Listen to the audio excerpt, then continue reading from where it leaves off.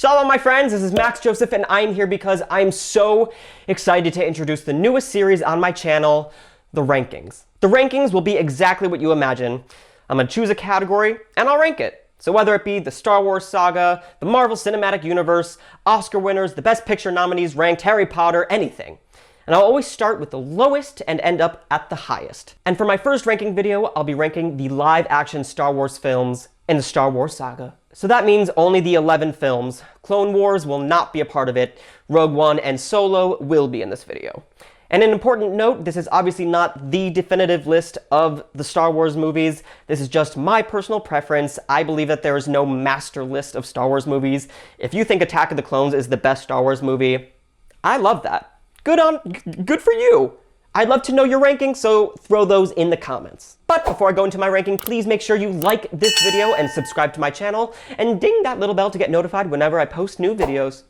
And so, here is my ranking of the Star Wars saga. Number 11, Star Wars Episode 2, Attack of the Clones. This is probably the only Star Wars film that I really don't love watching. There's just so many plot lines.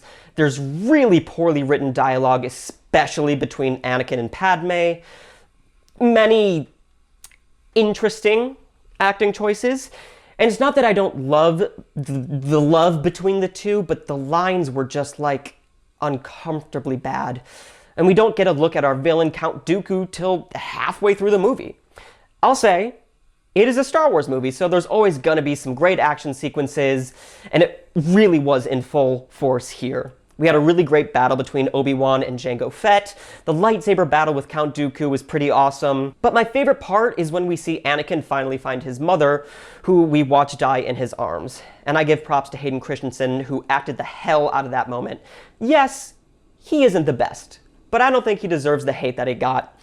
And it's also one of my favorite scored moments from John Williams in the entire saga. If you're listening to the soundtrack, it's titled The Tusken Camp and the Homestead.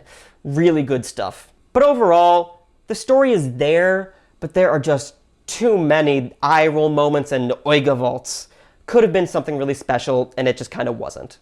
Number 10, Star Wars Episode 1, The Phantom Menace. This movie is so frustrating. It has so many great ideas, and the action that we get is actually pretty good.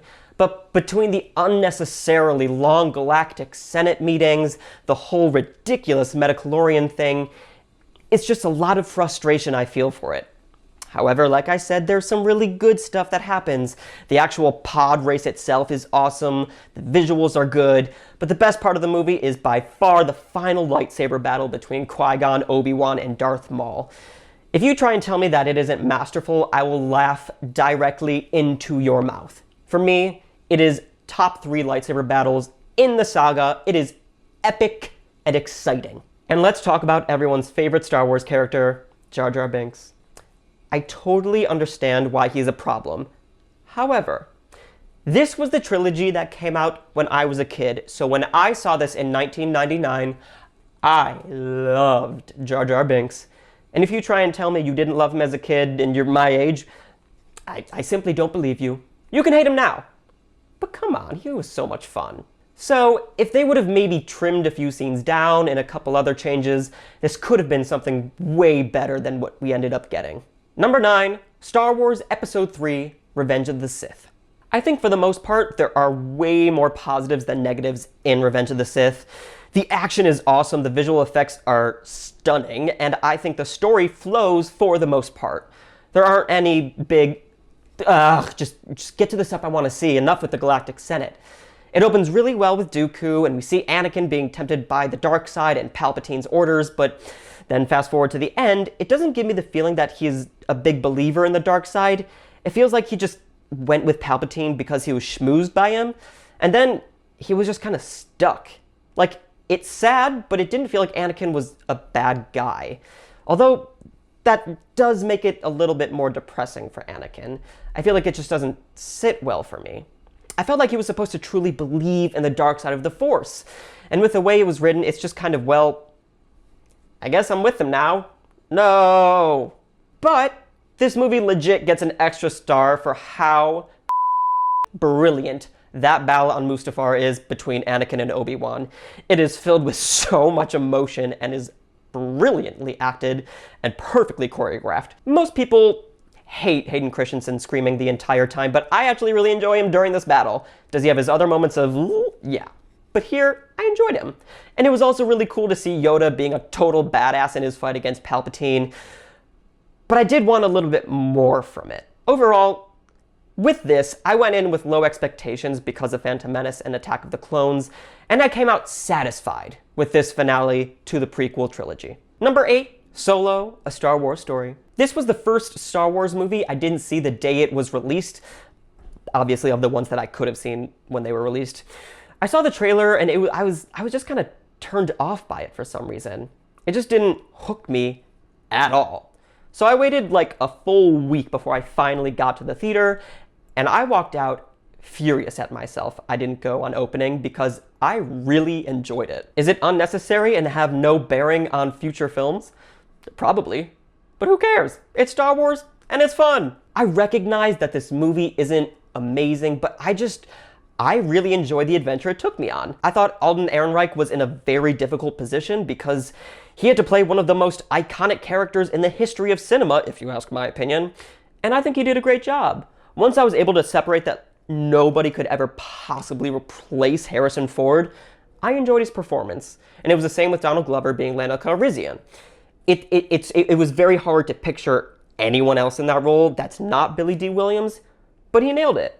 I also really think that the world that was built was really cool. The whole criminal underworld, Eniphas Nest, and Crimson Dawn, led by a brilliant performance from Paul Bettany as Dryden Voss. I think Emilia Clarke's character, Kira, is super fascinating, and I'm actually secretly praying that I get more of her story because that twist at the end was awesome, and I screamed out loud when it happened. And Woody Harrelson plays Woody Harrelson, and who doesn't love Woody Harrelson? It's such a solid movie, the story is great, has some fun fan service moments, and is completely unnecessary, but I'm thrilled it was made. Number 7, Star Wars Episode 9, The Rise of Skywalker. Alright, so I've now seen this movie 4 times, and I feel confident with where this ranks. I thought there was a possibility that I'd kind of just forgive and forget all the problems that I have with it, but I just can't. Like I talked about it in my review for this movie, J.J. Abrams did an amazing job with Force Awakens. Rian Johnson said, okay, let's do this. And then Disney and a little bit of J.J. said, joke's on you, we're actually gonna do this. And so because of that, it just felt so all over the place, especially the final 45 minutes. There's just so much fan service, there's so many new characters that were introduced, a lot of new rules about the Force, and too many plot lines that made it impossible to keep track of. I didn't think it was possible, but I had more questions after this movie than I did after Last Jedi. But although I may have way more complaints about it than pros, I can't help but really enjoy it because I think this sequel trilogy is really good. The acting is utterly brilliant from Daisy Ridley and Adam Driver, and Kylo Ren is easily my favorite character in the franchise. The visual effects are magnificent, and although the final battle had its problems, it was a visual feast. And I'd argue that John Williams' score is his best since the originals. It has its problems, a lot of them, but more importantly, it's still a movie I'll enjoy watching for many, many years. Number 6, Rogue One, A Star Wars Story. Again, the purpose of this film, to fill a plot hole, I guess? Was it necessary? Nope. But I am so happy it was made because I love it. These characters are so fun, and the story is fleshed out, the action is epic. There's just so much to this movie. It feels like a real war is happening. The third act is so good. It's also heartbreaking because we know that most likely going into this, all of these characters are probably gonna die. They also found the right amount of comedy in it, especially with the droid K2SO. The cinematography is gorgeous, and of course, Felicity Jones is unnecessarily brilliant in this. The only negative I have is that there's a few moments where it loses steam in the first half, but that's where we're building the plot, the world, and learning more about our characters, but it really wasn't enough to bother me and take me out. I really love Jyn Erso's story, her relationship with her father, her figuring out who she is. It's really well written, It's a really well-developed character. And I have to mention that scene with Darth Vader at the end is arguably one of the most epic and heart-racing moments I have experienced in a movie theater. Sweet baby Moses, did I lose my mind. Number 5, Star Wars. And if you want to add A New Hope, A New Hope. The story that started it all, it is just so good. And although it takes place in a galaxy far, far away, I find that this film can be watched by anyone. No matter how old you are, sex, what religion you practice, black, white, brown, purple, green, anyone watching this can enjoy it and find something to enjoy about it. You have your handsome hero, you got the bad boy, one of the first strong female role models. You even have Obi-Wan, played by Alec Guinness, who people who may be older could enjoy. And of course, Darth Vader, who I feel like doesn't matter who you are, he's just awesome and fascinating and everyone wants to know more about him. And it's also just a perfect, amazing story, and at the time had the most beautiful, futuristic visuals. The only complaint I have is that compared to literally every other movie, it just moves a little slow, but I'm sure at the time that wasn't the case. And last, I know it's a lame reason, but without this movie, there's nothing else. We don't have lightsabers. We don't have the Force. Imagine a world without Star Wars. I don't want to be in that world. Number 4, Star Wars Episode 6, Return of the Jedi. This used to be my favorite Star Wars, but as you can see, it's not anymore. However, I love it. It was my sick movie when I grew up. The whole thing is just so epic.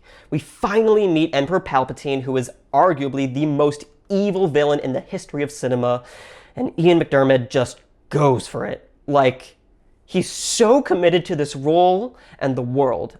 I love it, and every time we see him there, it's just a treat. The Battle of Endor is truly one of the most magnificent wars to ever be put to screen. The final battle in the Emperor's throne room between Luke and Vader is magnificent. I also love Mark Hamill's Luke Skywalker the most in this movie. His first entrance is just so confident, and he really feels like he found his place in the galaxy. We'd all been waiting for this Master Jedi Knight for the 2 movies before it, and I feel like I finally got it in this. He's so fleshed out and has a great arc to him, and Hamill just kills it. They also gave Darth Vader one of the greatest endings to a character I've ever seen in my life. And unlike the most recent Star Wars film, I think this one actually felt like an ending. Number 3, Star Wars Episode 7, The Force Awakens. You can say whatever you want. I love this trilogy, and J.J. Abrams absolutely crushed it. Is it basically A New Hope? Yeah. I just don't care. It's so good. The script is awesome. It's paced beautifully. The comedy is fantastic. Thank you, Oscar Isaac and John Boyega. And we were introduced to my 2 favorite characters in the Star Wars saga, Rey, and like I had said earlier, Kylo Ren. I'm not sure if I'm allowed to say that those 2 are my favorite characters without getting hate, but I don't care. I love their story, and this set them up perfectly. It asked the audience to give so much, and we gave it everything. That asked so many questions that had me watching the movie on repeat, looking for the answers and looking for clues. Was there a lot of fan service? Yeah, it was overwhelming, but in the best way possible. It's so much fun to watch, then rewatch, then probably decide there's nothing good on, so you throw it on one more time because you love it so much. Number 2, Star Wars Episode 8, The Last Jedi. Yep, one of the most divisive films in history is my number 2. I think, besides the Canto Bite stuff, this is a perfect movie and, dare I say, a masterpiece. I think one of the reasons I loved this so much is because I really appreciate that in The Last Jedi, Rian Johnson makes the point that anyone can be a Jedi. You don't have to be directly related to someone. We had all assumed Rey was a Skywalker, a Kenobi, a Palpatine, a someone. But I think that making her a nobody is just so good and so powerful and sends a brilliant message. That's one of the reasons Rise of Skywalker bothered me, because that whole thing that was so well thought out in this movie it just means nothing now. That last shot of the boy with the broom feels like it didn't even happen, which is so upsetting. Anyway, the acting is phenomenal, specifically from Daisy Ridley and Adam Driver, and Mark freaking Hamill, who actually gave my favorite performance he's ever given. And besides all of that, this movie is gorgeous. and features the best cinematography of the entire saga by galaxies. And that battle in Snoke's throne room, I would argue, is the best lightsaber battle of all time. It is so perfectly shot and is screaming with emotion, and is a moment that we'd all been craving for, and is so spectacular. The choreography is so cool, and the red behind them, ugh, I have chills just thinking about it. Rian Johnson is a genius, and I just can't hear otherwise. Number 1, Star Wars Episode 5, The Empire Strikes Back. It's the boring choice, but it's the one that has the most to say. As a kid, this movie really upset me because the bad guys won. But now that I'm an adult and just so much wiser, I understand how brilliant that was and abnormal. Having our heroes lose in every way is something we never see. So the fact that they were willing to do something like this on this level is so exciting. And because of that tragic ending, it set up a perfect sequel. Thankfully, I didn't have to wait 3 years to see what would happen. I was just able to throw the next VCR in and let it go. In Empire, the story is just magnified. It has a few moments in the middle where our characters get to really develop and we just learn more about them. The action sequences are 50 times better than they were in the original. I also think that Mark Hamill, Carrie Fisher, and Harrison Ford really stepped up their games here. The acting was great, and it helped that the script was even more fleshed out. And thank goodness for the addition of Billy D. Williams, who gave them so much to play off of. And of course, Yoda, who has the greatest speech pattern of any character ever written. And last, but certainly not least, Empire Strikes Back gave us one of the greatest and most memorable quotes in the history of cinema. No, I am your father. Ugh. Empire Strikes Back is just such a perfect movie that it's hard to put it into words how perfect it is. It is a masterpiece. It will go down in history till the end of time as one of the great films that changed cinema forever. I love it, I appreciate it, and it is more than deserving to be the #1 slot on my Star Wars ranking. My friends, thank you so much for watching. Please make sure to like this video, give me your thoughts in the comments, and subscribe to this channel, as well as follow me on Twitter and Instagram at mjoseph492. Like my page on Facebook, which is facebook.com/MaxJosephFilmPerson. And if you really love me, please consider being a patron on Patreon, where you can get patron-only content, guest interviews, giveaways, and lots more. You can even give me a film to review, a 10th of the month top 10 category, a ranking, that's new, or a song to sing. And that video will be dedicated to you. Shalom, my friends.